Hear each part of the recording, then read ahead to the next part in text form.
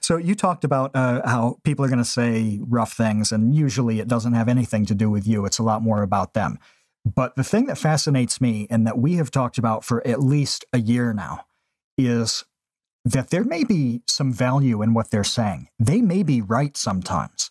And how critical it is to read the comments, which everybody thinks this is the worst possible thing you can do. Never, ever read the comments. I think it's the opposite. And you do have to put up with those slings and arrows that you just mentioned, things that are valueless, hurtful, all of that.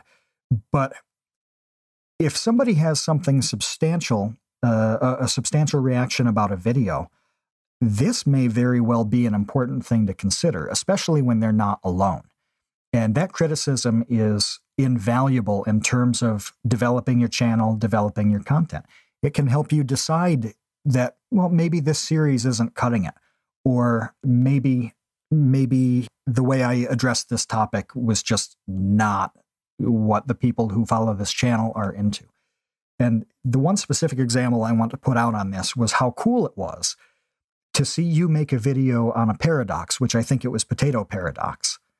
And we read some comments that were really negative, where people are saying, yeah, this is dumb because it's not even a paradox. This isn't a paradox. And we realized that people didn't know what a paradox was and wasn't.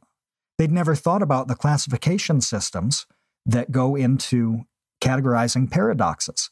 So the next video you did was What is a Paradox, which was the biggest video for you in 2018. It consistently racks up views and minutes, and people just go crazy for it now.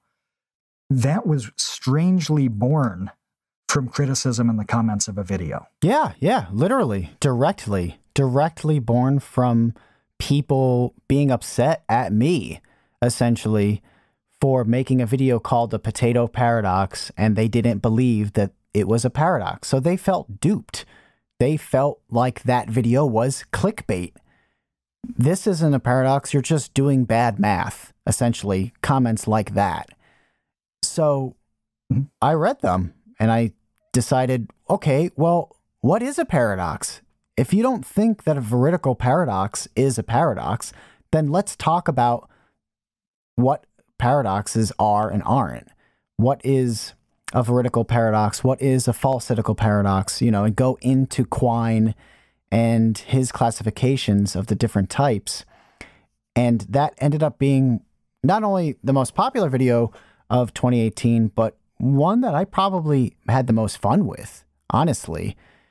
There were a lot of elements in that video that I had a lot of fun with that I thought were neat, with like the note card and pulling the tape off the note card and just the different setups, trying to explain the Monty Hall paradox in a fresh way that I believe is the most coherent way that that paradox has been explained. And people still don't believe it, which is why it's a paradox. Hello. That's the other funny thing. It's like when you get all these comments that are like, oh, that's wrong. It doesn't make sense. It's like the reason you think that's why this is a paradox. Yeah. Is because you don't believe it.